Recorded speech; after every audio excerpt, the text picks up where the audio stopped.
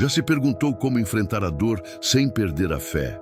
Já imaginou viver em paz, cercado de bênçãos, com uma família unida, prosperidade em abundância e respeito de todos, e de repente ver esse mundo desabar diante dos seus olhos? Como reagir quando o inesperado rouba os filhos, a saúde, os bens e até a dignidade? Essa é a história de Jó, um homem cuja vida se tornou palco de uma batalha invisível entre o céu e o inferno, um testemunho eterno de fidelidade em meio ao sofrimento. Na terra de Uz vivia Jó, homem íntegro e de caráter inabalável. Era conhecido por sua retidão, por se desviar do mal e por honrar a Deus em todas as suas atitudes. Suas terras eram vastas, seus rebanhos incontáveis, seus servos numerosos. Seu nome era respeitado em todo o Oriente. Era, sem dúvida, o homem mais próspero de sua geração. Seus filhos e filhas viviam em harmonia, reunindo-se em banquetes que celebravam a vida. A cada encontro, Jó oferecia sacrifícios em favor de cada um deles, pensando que talvez em seus corações pudessem ter pecado contra Deus. Esse cuidado mostrava que para ele a maior riqueza não eram os camelos, bois ou jumentas, mas a presença e a santidade diante do Criador. Enquanto na terra Jó era honrado, nos céus algo se desenrolava. Em um dia marcado pela presença dos filhos de Deus diante do trono, Satanás também se apresentou. O Senhor, conhecendo o coração de Jó, declarou sua integridade diante de todos os seres celestiais. O acusador, porém, levantou suspeita. Disse que a fidelidade de Jó era apenas reflexo de sua prosperidade. Afirmou que, se perdesse tudo, certamente amaldiçoaria a Deus em sua face.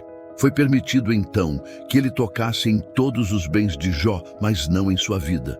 O que aconteceu em seguida foi devastador. Em um único dia, Jó recebeu mensageiros trazendo notícias que destruiriam qualquer coração humano.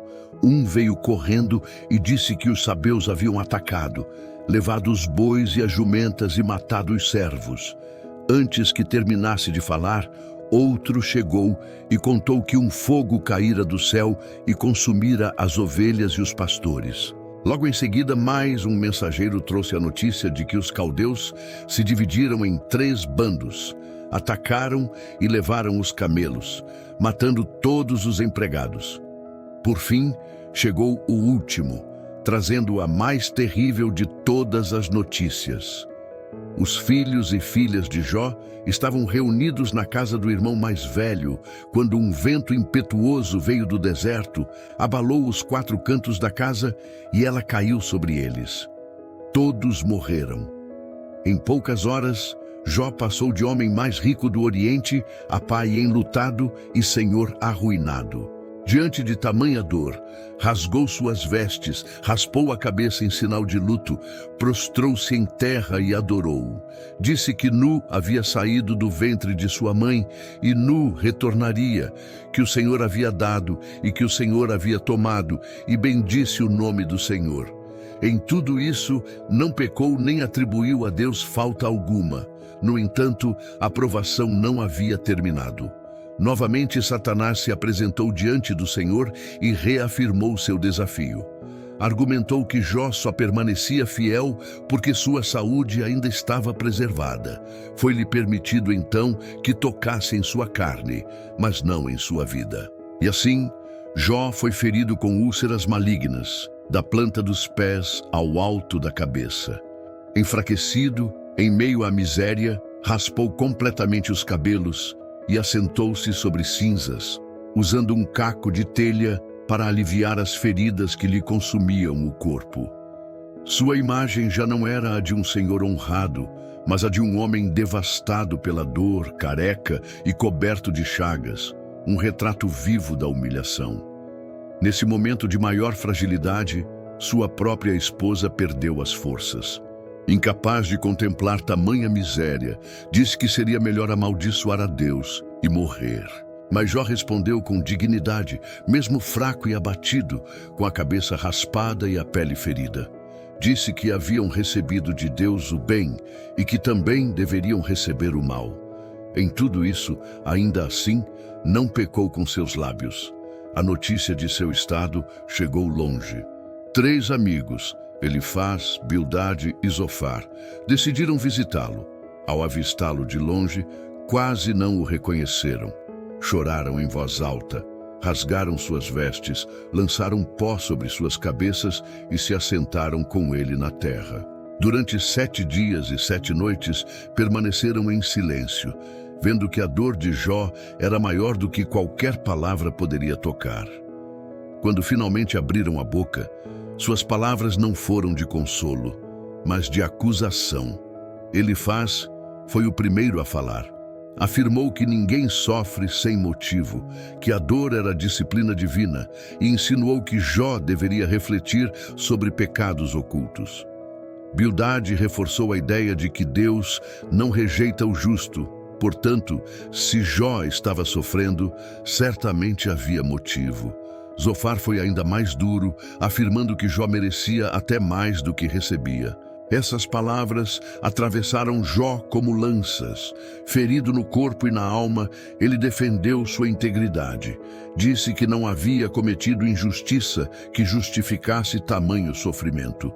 Lamentou o silêncio de Deus, desejou compreender o motivo de sua dor e clamou por um mediador que pudesse interceder entre ele e o Criador.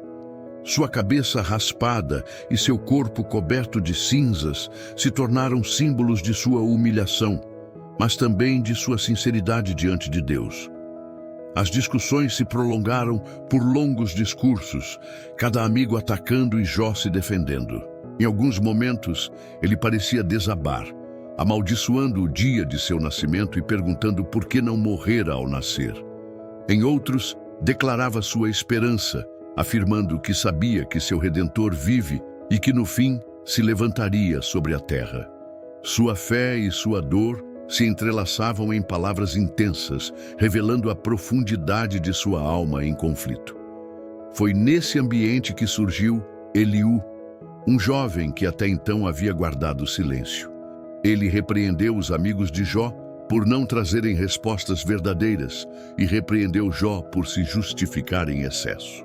Falou sobre a grandeza de Deus, sobre o valor do sofrimento como disciplina e sobre a incapacidade humana de compreender os caminhos divinos. Sua fala preparou o terreno para o que aconteceria a seguir. Do meio de um redemoinho, o Senhor finalmente respondeu a Jó.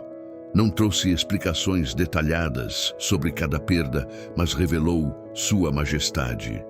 Perguntou onde Jó estava quando os fundamentos da terra foram lançados, quando o mar recebeu limites, quando as estrelas foram postas em seus lugares. Descreveu animais selvagens, forças da natureza e mistérios da criação que nenhum homem poderia controlar. Era como se dissesse que havia uma ordem muito maior e que a mente humana jamais poderia sondar a totalidade da sabedoria divina.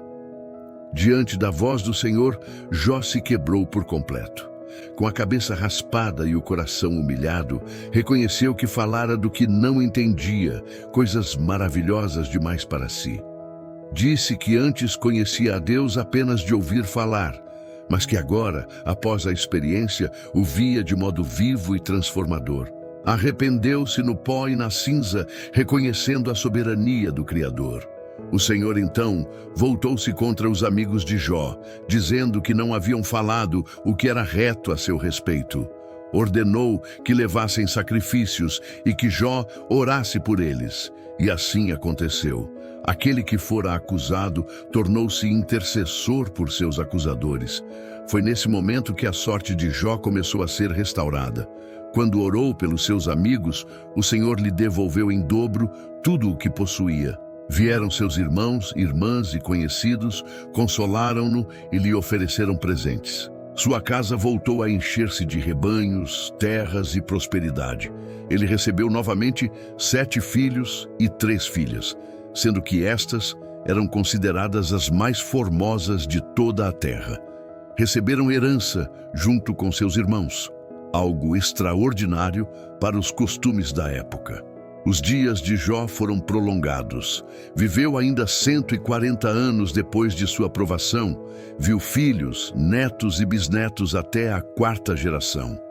Morreu idoso e farto de dias, carregando em sua vida a marca do sofrimento, mas também da restauração.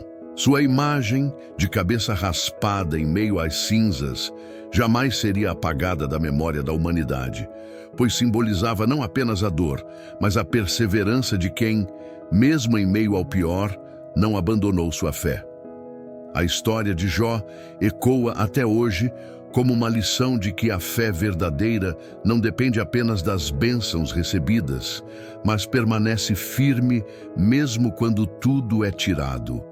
Ela nos mostra que a dor pode ser um mistério, que as provações podem parecer injustas, mas que o fim da história pertence ao Deus soberano, que levanta, restaura e transforma aqueles que confiam em seu nome.